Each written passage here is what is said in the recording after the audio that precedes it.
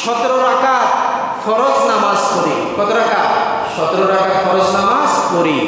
কোনো একটি রাকাতে কি আমরা এই আয়াতটা বাদ দেই নাকি পড়ি? পড়ি না? অবশ্যই পড়ি। কারণ সূরা ফাতিহা এমন একটি সূরা, যে সূরাকে আল্লাহ তাআলা প্রতিটা রাকাত নামাজের জন্য আবশ্যক করে দিয়েছেন। বলুন না সুবহানাল্লাহ। ইহদিনাস সিরাতাল মুস্তাকিম, হে আল্লাহ আপনি আমাদেরকে সরল সঠিক পথে রাখেন। এটা আমরা দৈনিক 17 রাকাত ফরজ নামাজে 17 বার আমরা আল্লাহর কাছে বলি।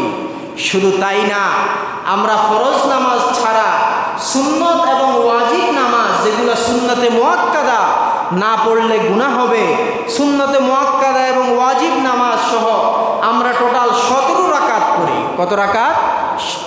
15 রাকাত পড়ি। কত রাকাত? ফরজ হচ্ছে 17 রাকাত, আর সুন্নত আর ওয়াজিব মিলে হচ্ছে 15 রাকাত। মোট কত রাকাত হলো? 32 রাকাত। কত রাকাত? 32 রাকাত নামাজ আমরা প্রতিদিন পড়ি, যেটা আমাদের জীবনে আবশ্যক, যেটা থেকে আপনি একটি রাকাতও মাইনাস করার কোনো সুযোগ নাই। তাছাড়া আমরা অনেকেই মাগরিবের পরে আওয়াবিন পড়ি, ফজরের পরে আমরা ইশরাক পড়ি, শেষ রাত্রিতে আমরা তাহাজ্জুদের নামাজ আদায় করি। যেই নামাজে আপনি পড়েন না কেন, সেই নামাজে আমরা পড়ি ইহদিনাস সিরাতাল মুস্তাকিম। নামাজের মধ্যে এই আয়াতটা পড়া বা সূরা ফাতিহা পড়া এটা আবশ্যক। এই জন্য এই সূরাটা পড়া আল্লাহ তাআলা আমাদের জন্য আবশ্যক করে দিয়েছেন। এত দোয়া করার পরেও আমরা অনেকেই কিন্তু হেদায়েতের পথে নাই। 32 বার প্রতিদিন আমরা নামাজের মধ্যে দোয়া করি আল্লাহর কাছে, তারপরেও আমরা হেদায়েতের পথে থাকতে পারি না। আমার ভাইয়েরা, বন্ধুরা, বাবারা, মুসলিম শরীফের 395 নম্বর হাদিসে এসেছে, হযরত আবু হুরায়রা রাদিয়াল্লাহু তাআলা আনহু থেকে বর্ণিত, তিনি বলেন আল্লাহর হাবিব সাল্লাল্লাহু আলাইহি ওয়াসাল্লাম ইরশাদ করেন, আল্লাহর হাবিব বলেন, যখন আল্লাহ তাআলার কোনো বান্দা নামাজে দাঁড়িয়ে যায়, নামাজে দাঁড়িয়ে যখন পড়ে আলহামদুলিল্লাহি রাব্বিল আলামিন, বলুন না আল্লাহু আকবার। আল্লাহ তাআলা ফেরেশতাদেরকে নিয়ে বলেন, আমার বান্দা বলেছে আলহামদুলিল্লাহি রাব্বিল আলামিন, হামিদানি আব্দি, আমার বান্দা আমার প্রশংসা করেছে। আমার বান্দা বলেছে সমস্ত প্রশংসা হচ্ছে এই জগতের মালিকের জন্য। বলুন না সুবহানাল্লাহ। আল্লাহ তাআলা আলহামদুলিল্লাহি রাব্বিল আলামিন বলার সাথে সাথে আল্লাহ তাআলা বলেন হামিদানি আব্দি, আমার বান্দা আমার প্রশংসা করেছে। বলেন না সুবহানাল্লাহ। আল্লাহ তাআলা আমাদেরকে চিনেন কিনা? চিনেন কিনা? অবশ্যই চিনেন। একজন সাহাবীকে আল্লাহর হাবিব একবার বললেন যে তুমি অমুক সূরাটা আমাকে একটু তেলাওয়াত করে শোনাও। সাহাবী আশ্চর্য হয়ে গেলেন, আল্লাহর রাসূল সাহাবীকে তেলাওয়াত করতে বলতেছে। আল্লাহর হাবিব বললেন, শোনো, আল্লাহ তাআলা বলছেন তোমাকে তেলাওয়াত করার জন্য। বলেন না সুবহানাল্লাহ। সাহাবী আশ্চর্য হয়ে বললেন, আল্লাহ তাআলা বলছেন? আমার নাম ধরে বলছেন আল্লাহ তাআলা? আল্লাহ তাআলা আমাকে এতটুকু ভালো জানেন, আমার নাম ধরে বলছেন। বলেন না সুবহানাল্লাহ। আল্লাহ তাআলা আমাদেরকে চিনেন কিনা? চিনেন কিনা? অবশ্যই আল্লাহ তাআলা আমাদেরকে চিনেন। এই জন্য মুসলিম শরীফের এই হাদিস সাক্ষী, আমরা যখন নামাজের মধ্যে তেলাওয়াত করি আলহামদুলিল্লাহি রাব্বিল আলামিন, আল্লাহ তাআলা সাথে সাথে ফেরেশতাদেরকে বলেন হামিদানি আব্দি, আমার বান্দা আমার প্রশংসা করেছে। যখন আমরা এরপরেই বলি আর রহমানির রহিম, কি বলি? আর রহমানির রহিম, আল্লাহ তাআলা তখন ফেরেশতাদেরকে বলেন আসনা আলাইয়া আব্দি, আমার বান্দা আমার সানা পড়েছে। বলেন না সুবহানাল্লাহ। আমার বান্দা আমার কি পড়েছে? সানা পড়েছে। আমার বান্দা আমার সিফতি নাম, আমার গুণকীর্তন করেছে। বলেন না সুবহানাল্লাহ। আপনি তেলাওয়াত করতেছেন, আমরা তেলাওয়াত করি অনেক সময় সূরা ফাতিহা পড়ছি কি পড়ি না এটাই স্মরণ থাকে না। কথা বলেন, নামাজের পরে মনে হয় আরে মনে হয় এখন তো সূরা ফাতিহা পড়ি নাই। মাঝে মধ্যে সূরা ফাতিহা 2 বারও পড়া হয়, এতটা আমরা মনোবলা। কিন্তু আমাদেরকে তেলাওয়াত করার সময় স্মরণ রাখতে হবে, আমি যখন পড়তেছি আলহামদুলিল্লাহি রাব্বিল আলামিন, আল্লাহ তাআলা তখন বলতেছেন হামিদানি রব্বি। যখন বলতেছি আমরা আর রহমানির রহিম, তখন আল্লাহ তাআলা বলতেছেন আসনা আলাইয়া আব্দি, আমার বান্দা আমার সানা পাঠ করেছে। বলেন না সুবহানাল্লাহ। মনোযোগ থাকা লাগবে কি না? অবশ্যই লাগবে। মনোযোগ দিয়ে নামাজ পড়তে হবে। এরপরে যখন আমরা বলি মালিকি ইয়াউমিদ্দিন, বিচার দিনের মালিক। কোন দিনের মালিক? বিচার দিনের মালিক, হাসরের দিনের মালিক। তখন আল্লাহ তাআলা ফেরেশতাদেরকে বলেন মাজ্জাদানি আব্দি, বান্দা আমার বরত্ব প্রকাশ করেছে। বলেন না সুবহানাল্লাহ। আমি যে ক্ষমতাশীল, আমি যে ক্ষমতাবান, কিয়ামতের ময়দানে যে আমার ক্ষমতা ছাড়া আর কারো কোনো ক্ষমতা চলবে না, এই বিষয়টা আমার বান্দা স্বীকৃতি দিয়েছে। বলেন না সুবহানাল্লাহ। মালিক ইয়াউমিদ্দিন বলার সাথে সাথে আল্লাহ তাআলা বলেন মাজ্জাদানি আব্দি, বান্দা আমার বরত্ব প্রকাশ করেছে। এরপরে আমরা আল্লাহ তাআলার কাছে বলি ইয়্যাকা না'বুদু ওয়া ইয়্যাকা নাস্তাঈন। আল্লাহ, আমরা আপনারই ইবাদত করি এবং আপনার কাছেই আমরা সাহায্য চাই। আপনারই ইবাদত করি, আপনার কাছেই আমরা সাহায্য চাই। দেখেন এখানে দুইটা বিষয়, ইয়্যাকা না'বুদু, আমরা আপনার ইবাদত করি, ওয়া ইয়্যাকা নাস্তাঈন, এবং আমরা আপনার নিকটই সাহায্য চাই, সাহায্য কামনা করি। তাহলে প্রথমে আমরা বলছি আল্লাহকে যে আল্লাহ আমরা আপনার ইবাদত করি, এরপরে কেন আল্লাহ তাআলা সাহায্যের কথা আনলেন?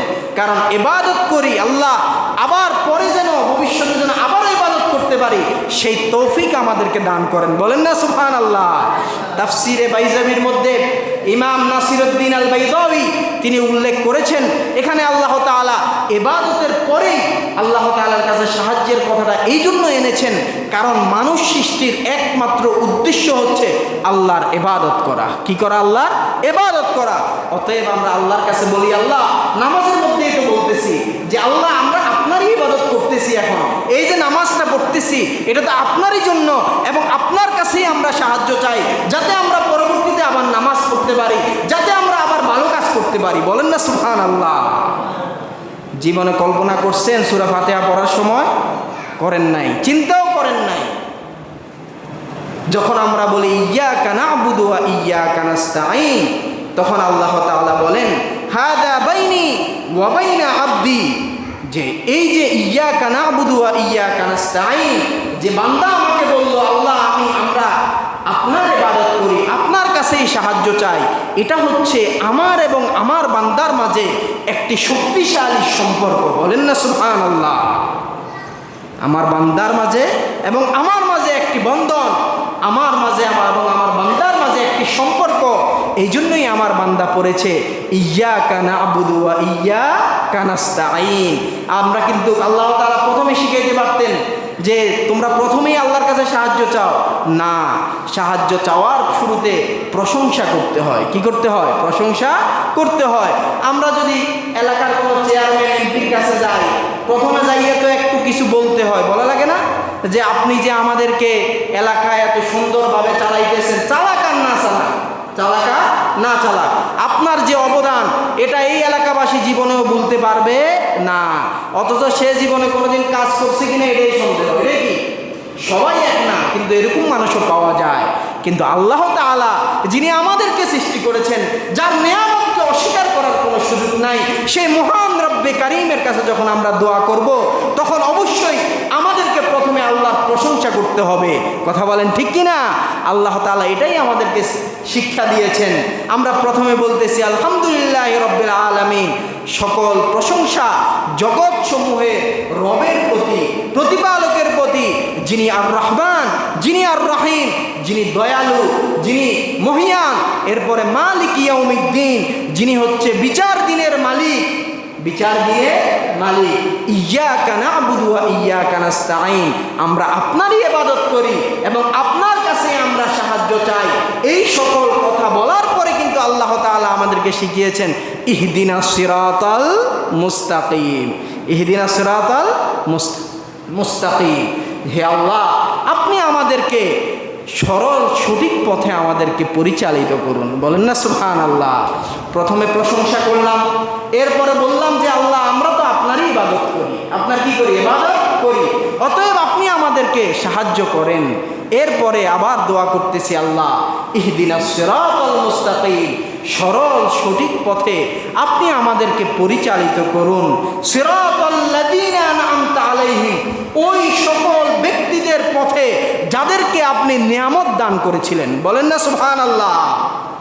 সিরাতাল মুস্তাকিম বলতে কি ফেরাউনের পথ, জো বাইডেনের পথ, বেনিয়ামিন নেতানিয়াহুর পথ, নাকি ব্রিটেনের যে বর্তমান ঋষি সুনাক আছে বা যিনি রাজা আছেন তাদের পথ? তাদের পথ না। আমরা ইহদিনাস সিরাতাল মুস্তাকিম, আমাদেরকে পাশ্চাত্য কৃষ্টি কালচার অনুসরণ করলে চলবে না। আল্লাহ তাআলা আমাদেরকে কোরআন কারিমে শিখিয়ে দিয়েছেন যে ইহদিনাস সিরাতাল মুস্তাকিম। সিরাতাল মুস্তাকিমের মানে কি? সরল সঠিক পথ কাকে বলে? সেটা হচ্ছে সিরাতাল্লাযীনা আনআমতা আলাইহিম, হে আল্লাহ আপনি যাদেরকে নিয়ামত দান করেছেন তাদের পথে আমাদেরকে পরিচালিত করেন। বলেন না সুবহানাল্লাহ। কাদেরকে আল্লাহ তাআলা নিয়ামত দান করেছেন? সিরাতাল্লাযীনা আনআমতা আলাইহিম, এই আয়াতের ব্যাখ্যায় এসেছে কোরআন কারিমে আরেকটি আয়াত, যেটাকে বলা হয় তাফসিরুল কোরআন বিল কোরআন। তাফসিরুল কোরআন বিল কোরআন অর্থাৎ কোরআন কারিমের একটা আয়াতের তাফসির আরেকটা আয়াতের মাধ্যমে। আল্লাহ তাআলা অন্য আয়াতের মধ্যে বলেন, আল্লাযীনা আনআমাল্লাহু আলাইহিম মিনান নাবিয়্যিন ওয়াস সিদ্দীকিন ওয়াশ শুহাদা ওয়াস সালিহিন। আল্লাহ তাআলা যাদেরকে নিয়ামত দান করেছেন 4 শ্রেণীর লোক। কয় শ্রেণীর লোক? 4 শ্রেণীর লোক। 1 নাম্বার হচ্ছে নবী রাসূলগণ। কারা? নবী রাসূলগণ। সিদ্দীকিন, যারা সত্যবাদী, তাদেরকে আল্লাহ তাআলা নিয়ামত দান করেছেন। 3 নাম্বার শুহাদা, যারা শহীদ, তাদেরকে আল্লাহ তাআলা নিয়ামত দান করেছেন। 4 নাম্বার যারা নেককার সালেহ আবেদ বান্দা, তাদেরকে আল্লাহ তাআলা নিয়ামত দান করেছেন। তাহলে এই 4 শ্রেণীর ব্যক্তিদেরকে, তাদেরকে আপনি যেই পথে পরিচালিত করেছেন সেই পথেই আমাদেরকে পরিচালিত করেন। বলেন না সুবহানাল্লাহ। তাহলে আমরা কয় শ্রেণীর মানুষের পথ অনুসরণ করতে চাই? কয় শ্রেণী? 4 শ্রেণী। নবী রাসূল, 2 নাম্বার সত্যবাদীদের পথ, 3 নাম্বার শহীদদের পথ, যারা শহীদ হবে না, যারা জিহাদের বিরুদ্ধে কথা বলবে, যারা মুসলিম উম্মাহের থেকে, কোরআন কারীম থেকে যারা জিহাদের অধ্যায়টাকে ডিলিট করতে চায় তাদের পথ না, বরং শহীদদের পথ। 4 নাম্বার হচ্ছে যারা নেককার আমলদার আল্লাহর ওলি, যাদের উপরে আল্লাহ তাআলা খুশি, তাদের পথে আপনি আমাদেরকে পরিচালিত করুন। বলুন না সুবহানাল্লাহ। এই 4 শ্রেণীর ব্যক্তি ছাড়া অন্য কারো পথ অনুসরণ করা যাবে না। কেন অন্য কোনো কারো পথ অনুসরণ করা যাবে না? কারণ এর পরের আয়াতেই আল্লাহ তাআলা বলেন, গায়রিল মাগদুবি আলাইহিম ওয়ালাদ-দাল্লিন। আল্লাহ যাদের উপরে আপনি রাগান্বিত হয়েছেন, যাদেরকে আপনি গজব নাজিল করেছেন যাদের উপরে, তাদের পথে আমাদেরকে পরিচালিত করিয়েন না। যাদেরকে আপনি পথ ভ্রষ্ট করেছেন, ভ্রষ্টদের পথে আমাদেরকে পরিচালিত করিয়ে না। মুফাসসিরিনে কেরাম বলেছেন যে আল্লাহ রাসূল সাল্লাল্লাহু আলাইহি সাল্লাম এই আয়াতের তাফসীর নিজেই করে দিয়েছেন। হযরতে আব্দুল্লাহ ইবনে আব্বাস রাদিয়াল্লাহু তাআলা আনহু তাফসীর আব্বাসের মধ্যে এসেছে যে গায়রিল মাগদুব দ্বারা উদ্দেশ্য হচ্ছে ইহুদিরা। কারা? ইহুদিরা। ওয়ালাদ-দাল্লিন দ্বারা উদ্দেশ্য হচ্ছে খ্রিস্টান। তারা কি? খ্রিস্টান। গজবপ্রাপ্ত জাতি হচ্ছে ইহুদি। কারা? ইহুদিরা, যাদেরকে আল্লাহ তাআলা অনেক নিয়ামত দেওয়ার পরেও তারা অসংখ্যবার আল্লাহ তাআলার নাফরমানি করেছে, যারা আল্লাহ তাআলার নাফরমানিকে নিজেদের জীবনে আবশ্যক করে নিয়েছিল। বলেন না নাউজুবিল্লাহ। খ্রিস্টানরা, যাদেরকে আল্লাহ তাআলা অনেক নিয়ামত দান করার পরেও তারা পথভ্রষ্টতাকে নিজেদের জন্য তারা আবশ্যক করে নিয়েছিল। এই জন্য আমাদেরকে বেশি বেশি আল্লাহ তাআলার কাছে হেদায়েতের দোয়া করতে হবে। আমরা অনেকেই আছি যাদেরকে আল্লাহ তাআলা হেদায়েত দিয়েছেন ঠিক, কিন্তু হেদায়েত দেওয়ার পরে আবার হেদায়েতের উপরে নাও থাকতে পারি, নাও কি থাকতে পারি। এই জন্য আল্লাহ তাআলা কোরআনুল কারীমে বলেন, আমরা একটি দোয়া সবসময় করি, রব্বানা লা তুজিগ কুলুবানা বা'দা ইদ হাদাইতানা। রব্বানা, হে আল্লাহ, লা তুজিগ কুলুবানা, আপনি আমাদের অন্তরটাকে, কলবটাকে আপনি বক্র করে দিয়েন না, বা'দা ইদ হাদাইতানা, যখন আপনি আমাদেরকে হেদায়েত দান করেছেন, হেদায়েত দেওয়ার পরে আবার আমাদেরকে পথভ্রষ্ট করিয়ে না। রব্বানা লা তুজিগ কুলুবানা বাদা ইয হাদাইতানা। অনেকে দেখবেন হেদায়েতের পথে আগে ছিলাম, শয়তানের ওয়াসওয়াসার কারণে আবার অন্য পথে চলে গিয়েছি। আছে না নাই বলেন? হেদায়েত আল্লাহ দিয়েছে ঠিক, কিন্তু হেদায়েতের উপরে আমি থাকতে পারি নাই।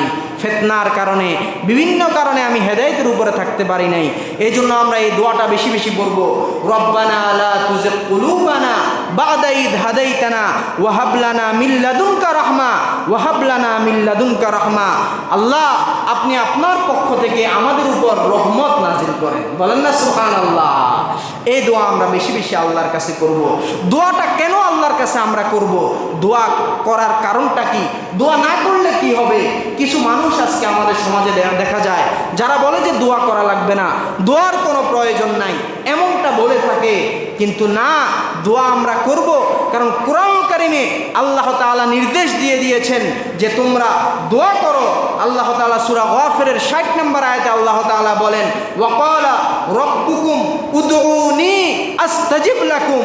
আল্লাহ তাআলা বলেন যে হে নবী, আপনি বলুন যে তোমাদের প্রতিপালক বলেছেন যে উদউনি, তোমরা আমার কাছে দোয়া করো, আমি আস্তাজিব লাকুম, আমি আল্লাহ তোমাদের দোয়ার অবশ্যই জবাব দেব। বলুন না সুবহানাল্লাহ।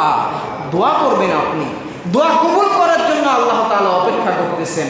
এই জন্য দোয়া করার ক্ষেত্রে কোনো প্রকার কার্পণ্য করা যাবে না। এরপরে যেই ব্যক্তি বেশি বেশি দোয়া করে সে অহংকার থেকে মুক্ত থাকতে পারে। কি থেকে মুক্ত থাকতে পারে? অহংকার থেকে মুক্ত থাকতে পারে। সূরা গাফিরের এই যে 60 নম্বর আয়াতের শেষে আল্লাহ তাআলা বলেন যে ইন্নাল্লাযীনা ইস্তাকবিরুনা আন ইবাদাতি, যারা আমার এই ইবাদাতির ব্যাখ্যায় মুফাসসিরিন ইকরাম বলেছেন এখানে দোয়া উদ্দেশ্য, যারা আমার নিকটে দোয়া করতে গিয়ে যারা অহংকার প্রদর্শন করে, সায়াদখুলুনা জাহান্নামা দাখিরিন, তারা লাঞ্ছিত অবস্থায় জাহান্নামের মধ্যে অচিরেই প্রবেশ করবে। বলুন না নাউযুবিল্লাহ। তাহলে দোয়ার ক্ষেত্রে কোনো অহংকার করা যাবে না। মুনাজাত চলতেছে, আপনি কথা বলতেছেন আরেকজনের সাথে, এটা ভালো না খারাপ? খারাপ না?